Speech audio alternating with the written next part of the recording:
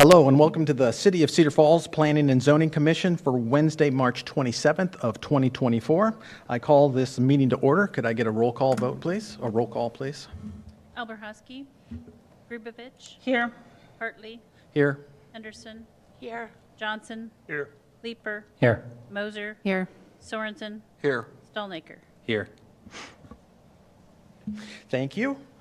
This is time for a public comment for anything that is not on the agenda today. Is there anyone that would like to speak on any subject? I do not see anyone. We will move on to, there's no old business, so move on to some new business. First item is preliminary plat for Panther West Edition. Do we need to approve the minutes? The minutes. Oh, sorry, I'm trying to skip ahead. Yes, I need approval of the minutes from the last meeting. So moved. Second. We have a motion and the second. Can I, all those in favor say aye? Aye. All those opposed, same sign. All right, that will go into record. Now we will move on to new business. First one is preliminary plat for Panther West Edition. And who has that tonight? JD, thank you. Thank you. Good evening, everyone. Thank you for, yes, the first item tonight is the preliminary plat for the Panther West editions. I think you may be familiar with this case. It was recently, we did the rezoning on this area. So the proposed preliminary plat is for this 54.79 acres of land located north of Aldrich Elementary School, as highlighted on the location map on your screen. This was, just to give a background, this area was zoned RP, Planned Residential District, in earlier of March 2024, which the rezoning was approved with subject to the approval of RP Master Plan and the Development Procedures Agreement. On the right side, you may see the approved RP Master Plan that shows how the area is going to be developed and how many phases and like what the location of the streets would be. The proposal here is to subdivide the subject property to create 131 residential lots to develop the area for single family detached units. So once the plat is done, they would have 131 detached single family lots developed. The proposed setback, the setbacks in an RP district, there are no minimums, but they need to provide minimum setback as per R4 district. For this plat, the developer is proposing the front setback of 25 feet and 20 feet for corner lot on secondary frontage. So like for corner lots, it would be 25 on one side and 20 feet on the other. The side yard setback for all lots is 5 feet. The rear yard is 30 feet. And then with RP, there is a requirement about needing a perimeter setback around the boundary of the entire site. So for the lots that have a rear yard along the perimeter boundary, the perimeter setback for those lots would be 30 feet. And for the lots that have the side yard along the perimeter boundary would be 10% of lot width, whatever the lot width of those lots are. So those are the proposed setbacks for this development. The proposed development will be done in 4 phases, as highlighted on your screen. One thing I would like to highlight is all 3 critical street connections, including extension of Arbors Drive from the south, Ironwood Drive from the development to the east, and Richard Road extension from the east are planned in phase 1. We have had several debates on about this extension, and finally we will be having this connections through with this plat. The other extension with this plat would be there will be an extension. The green arrow that you see is an extension to the property to the west, which is not yet developed. But this provision of the stub would allow possible development opportunities for the undeveloped area to the west.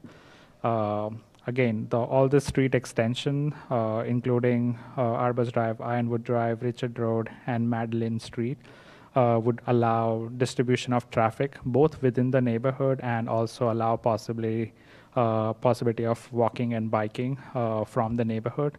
The other plus benefit would be people living here or kids living here would be able to walk to the school, back to the school through those networks, and which I think a lot of people in the surrounding area wants to see.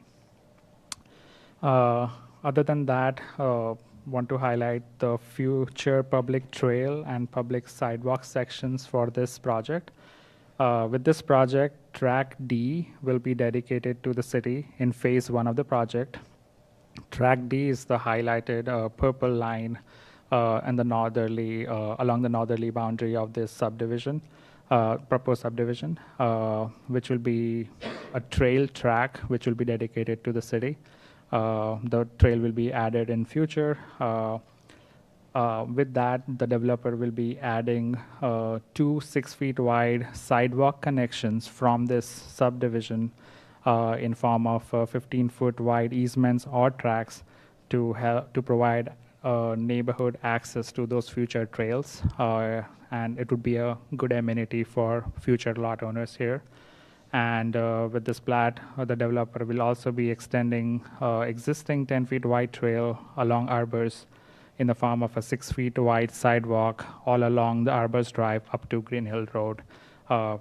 Both this pedestrian connection would allow great movements of both pedestrian activity as well as walkability, bikeability, both for the neighborhood as well as amenity for surrounding neighborhoods to have to and fro movement, not only to school, but also there is a proposed city park just south of this site.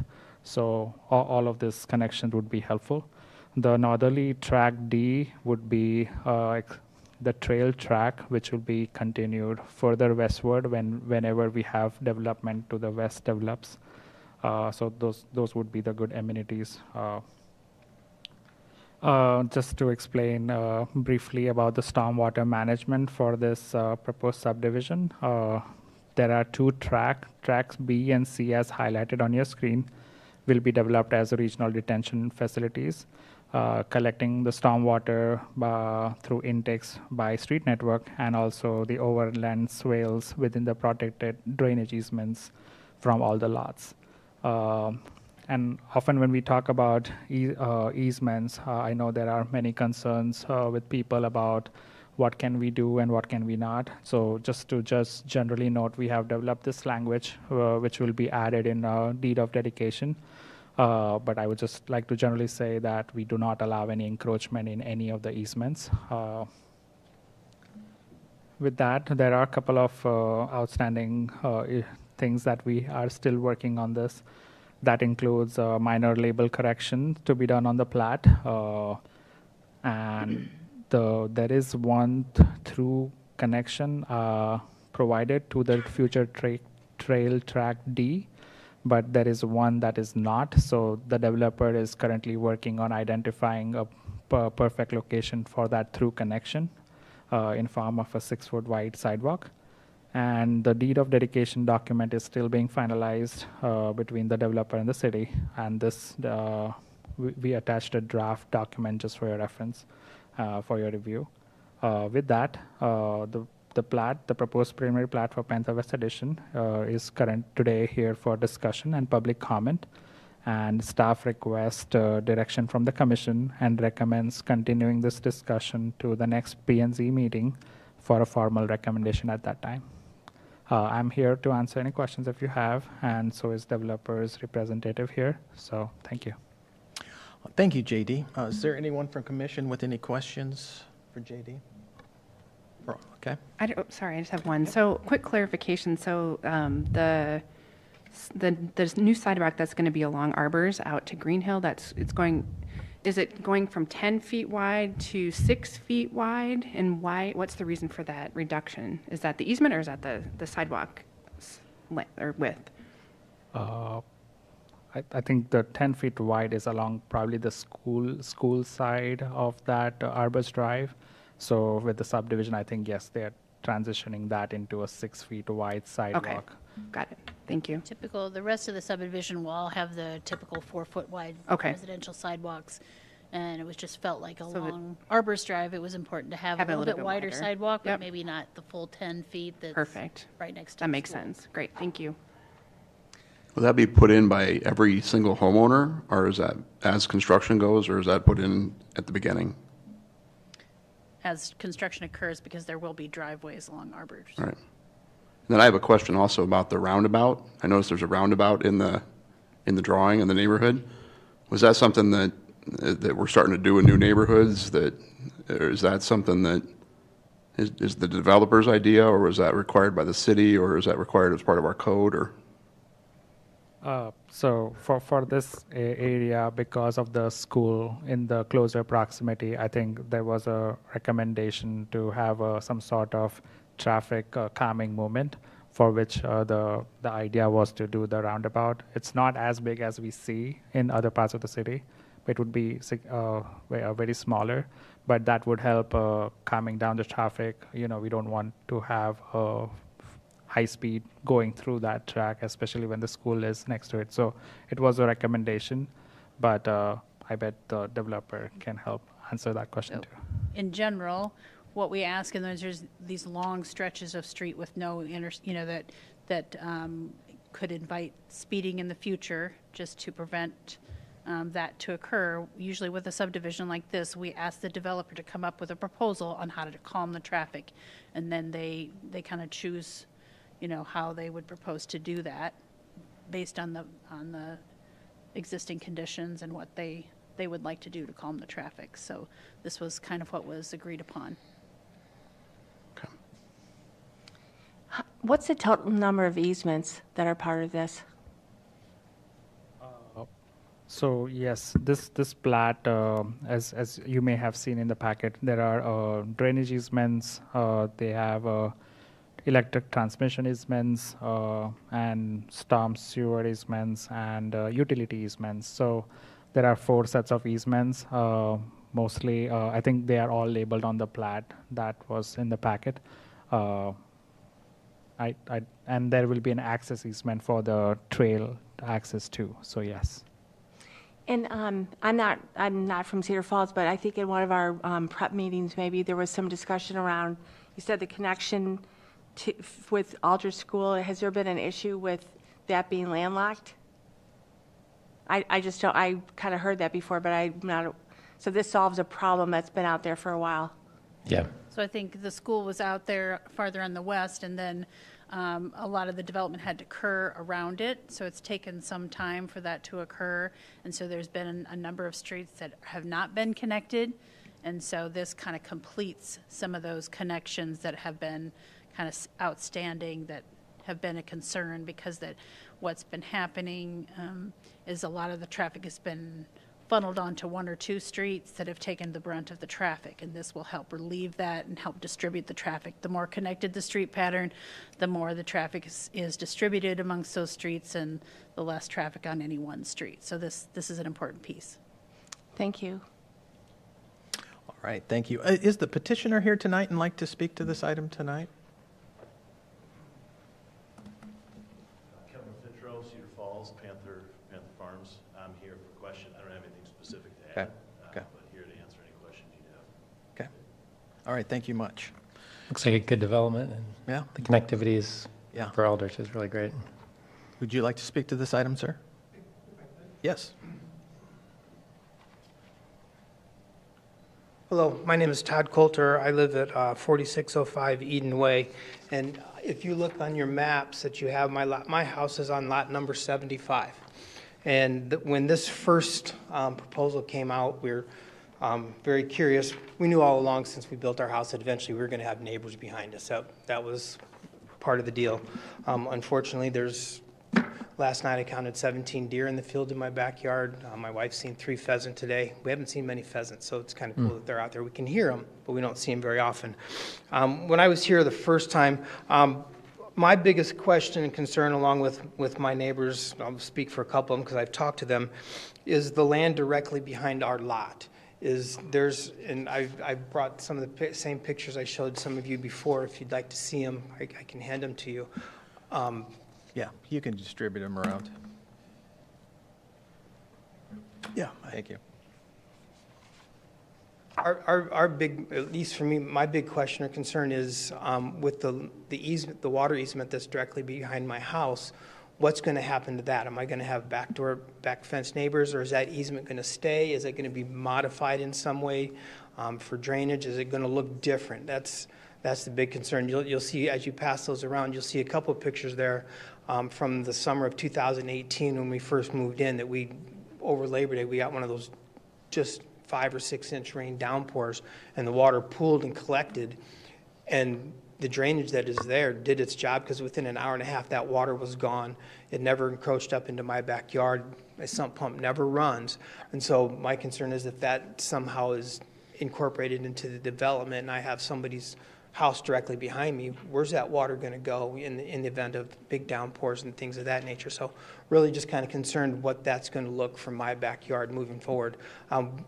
As the plat shows, we're in phase 2 of that, but the house directly to the north of us, my neighbors, in one of the pictures you can see it, they're in phase 1, and that just kind of sits right on the corner there.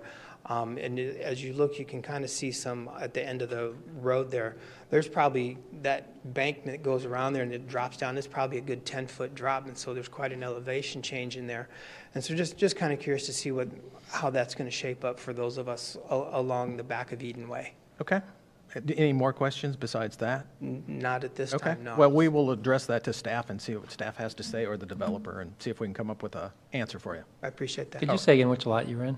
What's that? Which lot were you in? Number 75. 75. Okay. Yeah, so it's on, it's next to lot 50 on the corner of Richard as it goes through there. Okay, thank you.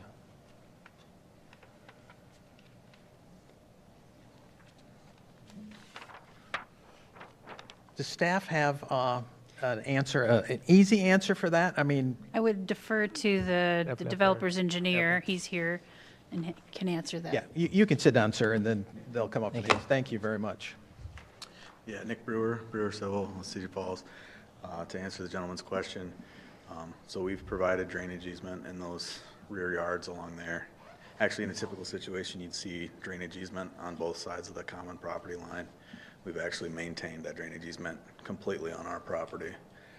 What he's referring to with that standing water during that rainfall event, there is a temporary basin there, which is going to get regraded. All that water will get conveyed down to the final destination, the proposed detention area to the northwest of the development. So that's where all the stormwater will be managed. So that'll just be direct conveyance. There won't be any ponding or flooding or any detriment to any properties there. Okay. Okay, Any other questions? any more questions? I think we're good. Great. Thank you. So did that make sense, sir, as far as that they'll regrade that and move the water to a different retention pond? I understand the regrading, but is that going to just stay kind of natural land, or is there somebody's house going to be on top of that? That's Yeah, I guess if you're going to ask more questions, you got to come up to the microphone, but the developer can answer that, yes. So as Nick said, you'll have, and you're lot to lot. So their lot line comes to your lot line, but we'll have a drainage easement on their property. So the water that's running will run on your west neighbor's lot, not yours, but your lot line to lot line. But per the easements, they can't fence inside of that easement. So they wouldn't have a fence on your property, where if you don't have an easement, you could put your fence all the way back to the property line, but they cannot. So that'll be maintained clear, but you're owner to owner. That, but our backyards won't touch, right? So yeah, no, that your backyards touch. Your property pin will be their property pin, just with a drainage easement. Kevin, does that run toward Richard then? The waterway would run towards Richard. Yeah, is there like an inlet then at Richard that goes underneath Richard, or? Underneath, yep. Yeah, okay. But what he's referring to is the green space right now is a cutout detention to hold water, to slow things down. We'll grade through that, so you'll have property to property. Yeah. Yeah. Yeah. Yep. And yes, it's property to property, and the easement is part of the neighbor's property. Even though it's the land they own, it's an easement, so they can't put a fence on it, but I'm making sense what I'm explaining. So we can bring an exhibit at the next meeting that would just show the stormwater flow. I think probably Nick can give us an exhibit that would show like how the stormwater works. You know, sometimes that's helpful just to see an image of where the water flows on the site. And so instead of going into a basin, right now, a temporary basin, it's going to go through drainage easements that will drain it to the new location where it should be, so. If I could just see what it would look like, that helped me to explain it to myself, my wife, Sure. my neighbors that are asking the same question. Yeah. Yeah, so I think we could probably do that. Just brought those pictures to show what it Okay. looks like, just Okay. questions answered. Yes, no, thank you. Thank you for coming to participate. This is what this meeting's for. It's for you to come in and figure out what, you know, find out the answers to your questions, sir. So, is there any more public comment on this item? Do we just move on to the next agenda item since there's not a vote on this? Okay, there's no formal closing. Okay. Move on to the next agenda item, which is a rezoning of 2300 Main Street, 2216 Main Street, and 127 East 23rd Street, west of Main Street, north of East Searly Boulevard. That was a mouthful. So hopefully one of you can explain that better than I just said that. Thank you. All right. So as you mentioned already, the site is located west of Main Street and north of East Sealy Boulevard. The site contains 3 parcels, 2300 Main Street and 2 small vacant parcels. The 2 lots that are vacant were at one time a rental units, and they were demolished last year.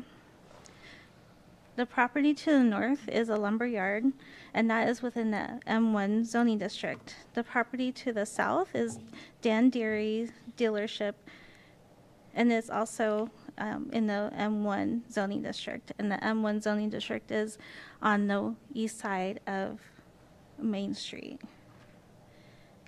The properties to the west of this site are within the city's property. There's a drainage that goes, national drainage area that goes through this area to the west. And then there's also the highway right-of-way that's owned by the state. The properties to the east are 1 to 2 residential units and within the R4 zoning district. And there's also a former gas station, which is now just a convenience store, and that is in the C2 zoning district.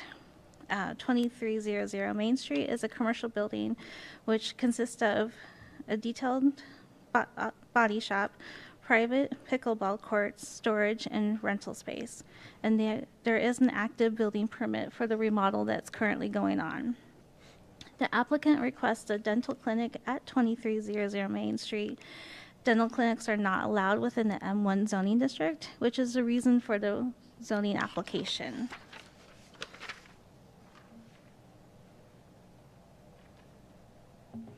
So within the zoning application, there are 3 criteria that we look at. And the first one is, does it match our comprehensive plan, our future land use map?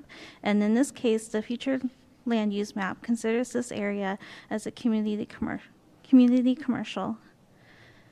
The characteristics of the designation includes emphasis on the regional and neighborhood commercial uses. The C2 zone also allows institutional uses such as the school, hospital, or clinics, and other institutional uses for human care. The C2 zoning district is appropriate since it's compatible with the adjacent zoning to the west, which is the C2 zoning district and the R4 zoning district. And then also this is a way to make sure the repurpose an existing commercial building. The second criteria that we look at is if there's public services or access to public services. In this case, there is. The property is already connected to our all our utilities that we have. And then the third criteria is access to the street connection, our network. And this property has direct access onto Main Street as well as East Sealy Boulevard. As mentioned in the staff report, the applicant proposes a detailed auto shop, which consists of an area for painting, for cleaning the vehicle and then taking pictures of the vehicle once it's at its new pristine look.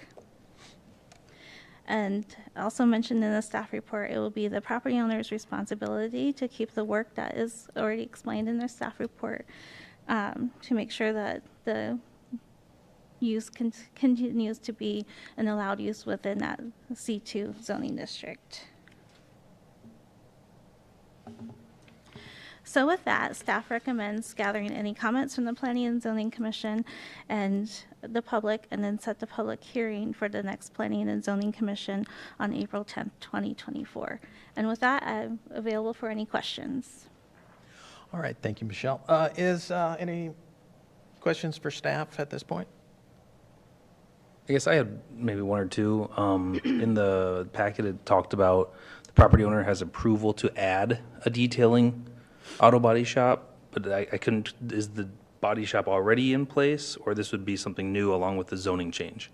It's through the building permit that the staff looked at the uses that are going in.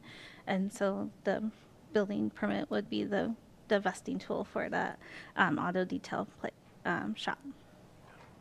And so can I add on to that? So then with the new zoning, you could have the detailing shop, but you can't have the body shop there. Is that right?